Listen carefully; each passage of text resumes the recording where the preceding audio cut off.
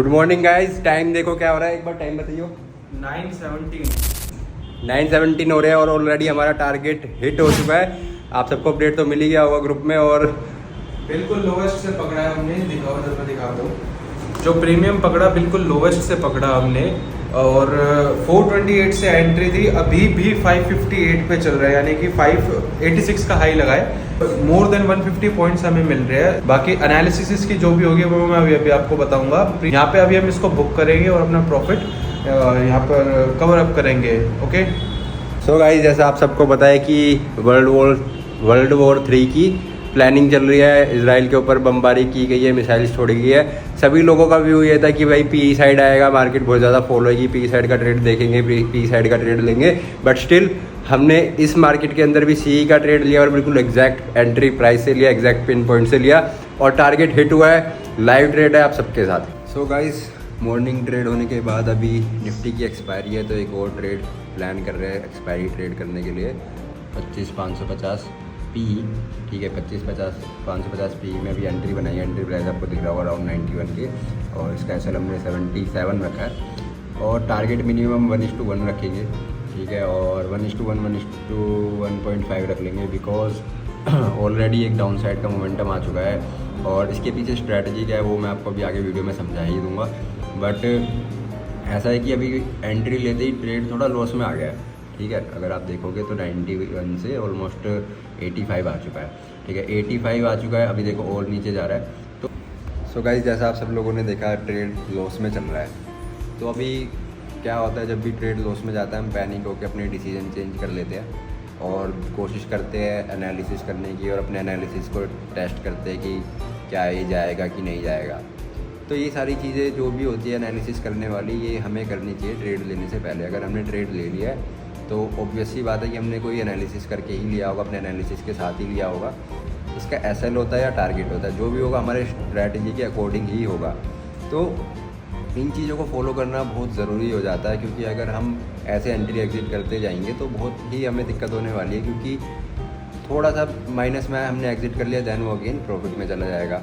तो ये सारी चीज़ों का बहुत ज़्यादा ध्यान रखना पड़ता है जब भी आप मैं कहूँगा एक ट्रेडर बनना चाहते हो, ठीक है। तो ये चीज़ें आपको देखनी पड़ेगी। Risk low, calculated low, but अपनी स्ट्रैटेजी को पूरे तरीके से फॉलो अप करना बहुत ज़रूरी है। अब देखोगे ये ऑलमोस्ट कहाँ से आया, ठीक है, मैं दिखा देता हूँ आपको।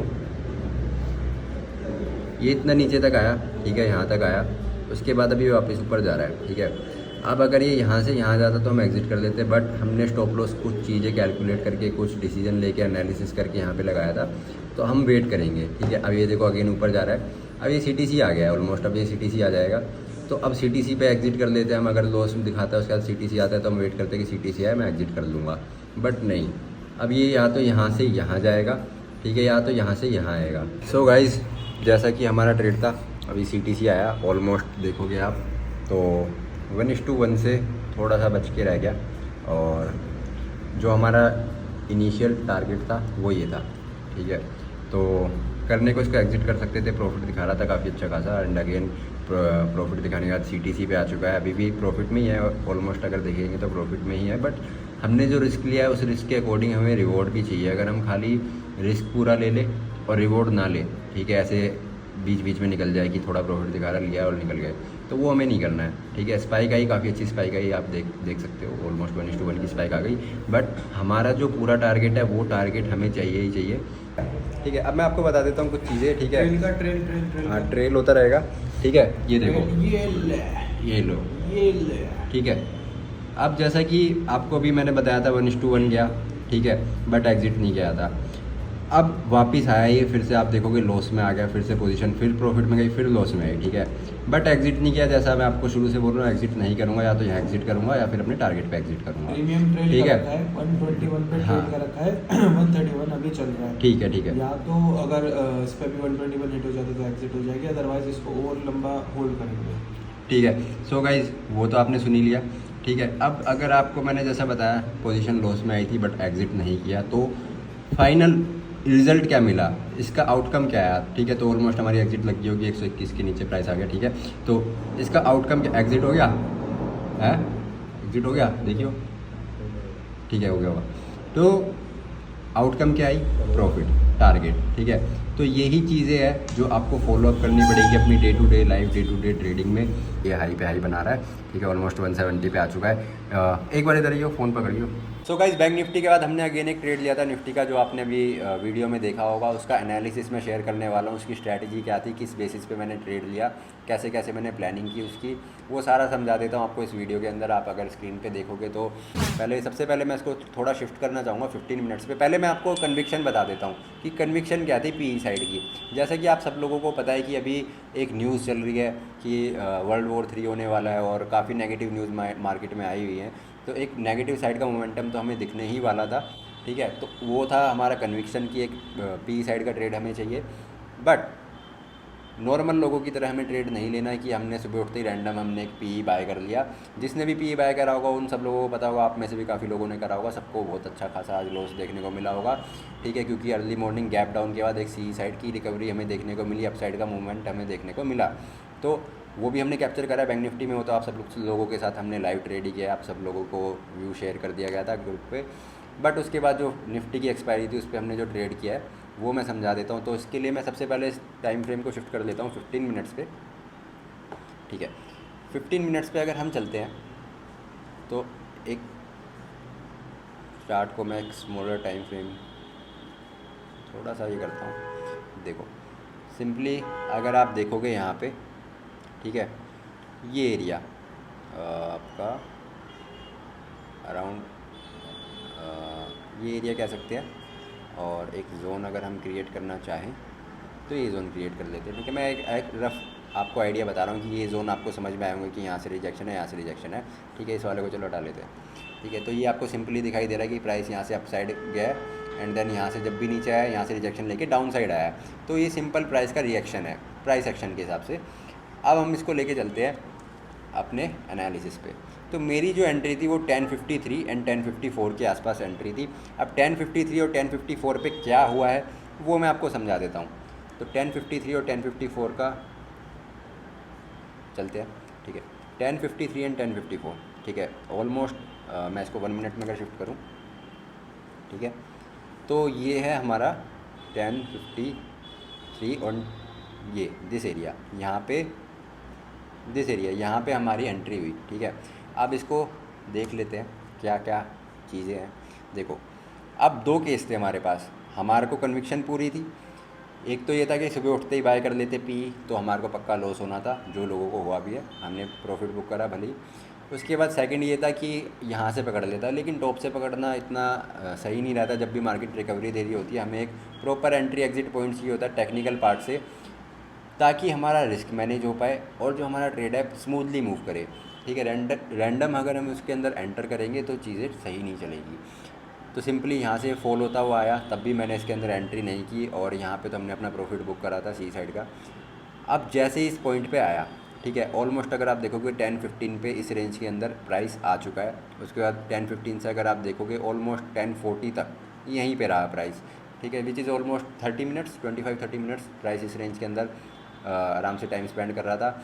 एंड दूसरी चीज़ ये है कि गिरते हुए प्राइस को कभी कैप्चर नहीं करना, गिरती हुई चीज़ या उठती हुई चीज़ में कभी एंटर नहीं करना। हमें एक प्रॉपर प्राइस के स्ट्रक्चर के हिसाब से चलना है। देखो प्राइस फॉल होता हुआ आ रहा था, हो सकता था यहाँ पे एंटर कर सकते थे, यहाँ पे कर सकते थे, लेकिन नो, हमें अपनी लेवल का वेट करना है। यहाँ पे प्राइस ने अच्छा खासा कंसोलिडेशन दिखाया, देन प्राइस ने जैसे इसको ब्रेकआउट किया, इस प्राइस के नीचे ब्रेक डाउन दिया, एंड मैंने वेट करा, सडन एंटर नहीं करा मैंने यहाँ पे कि जैसे ब्रेकआउट आया और मैंने इसके अंदर एंटर कर लिया, नो, ठीक है। उसके बाद 1050 पे अगर आप देखोगे तो प्राइस सस्टेन कर चुका है इस एरिया में, यहीं पे ओपन हुआ, यहीं पे क्लोज हुआ, ऊपर से रिजेक्ट भी हो गया। देन मैंने एक एंट्री इसके अंदर प्लान की थी और अपना एसएल टारगेट प्लान किया। उसके बाद आप देखोगे कंटिन्यूस हमारा टारगेट तो हो ही गया है। अब बात आती है कि इसी एरिया में क्यों करा, और इसी यहाँ पे क्यों नहीं करा, यहाँ पे क्यों नहीं करा, और कहीं क्यों नहीं किया। उसके रीज़न्स बहुत सिंपल है, ठीक है। आप देखोगे हमारा ट्रेड मल्टीपल टाइम लॉस में गया, बट हमारा जो है लॉस हुआ नहीं पूरा, ठीक है। हमारा एसएल हिट नहीं हुआ, हमारा एग्जिट नहीं हुआ, ठीक है। प्रॉपर ट्रेड अपसाइड जा रहा था, but then again down side आ जा रहा था। तो यही चीज़ें होती है जो आपको अप्लाई करनी होती है जब भी आप ट्रेड करने जा रहे हो, ठीक है। अगर हम कहीं भी रैंडम एंटर करते हैं तो प्राइस ऊपर नीचे जाके हमको एग्जिट दे देता है, बट अगर आपके पास एक टेक्निकल सपोर्ट है, प्राइस एक्शन की सपोर्ट है, तो प्राइस के लिए इतना ईजी नहीं होता उसको ब्रेक करना। तो यही रीज़न थे जिसके ऊपर मैंने अपना ट्रेड प्लान किया। इसके अलावा अगर आपको कोई भी डाउट है, कोई भी क्वेश्चन है, आप मेरे को डीएम कर सकते हो, ठीक है। और इससे हमने सीखा क्या, सबसे बड़ी बात है मैंने करके दिखा दिया और हमने ट्रेड ले लिया, टारगेट हिट हो गया। अभी ऑलमोस्ट 160 पे मैं निकल गया था। अब अगर प्रीमियम की बात करें तो ऑलमोस्ट इसने हाई लगा लिया है 191 का, ठीक है, और ऊपर चला गया, ठीक है, विच इज़ फाइन, ठीक है। हम ऑलरेडी प्रॉफिट बुक कर चुके हैं। अब इससे सीखने को क्या मिलता है, सबसे बड़ा पॉइंट है लर्निंग, कि लर्निंग क्या है इससे हमारी। देखो मैंने कर लिया, हो गया, ठीक है, आप नहीं कर पाए, आपको बता दिया, आप कर पाओगे नेक्स्ट, अच्छी बात है। लर्निंग हमारी ये है कि जब भी आप ट्रेड लेने जा रहे हो, रैंडम ट्रेड नहीं लेना है। अगर आपको कोई भी कह देता है XYZ, कोई बहुत बड़ा ट्रेडर, पॉलिटिशियन, कोई भी कह देता है कि मार्केट फॉल होगी, तो आपको एंटर नहीं करना। आपको एंटर करना है एक प्रॉपर सेटअप के साथ, ताकि आपको पता हो कि मेरा एग्ज़िट कहाँ है, मेरी एंट्री क्या है और मेरा रिस्क रिवॉर्ड क्या मेंटेन होगा इसके अंदर।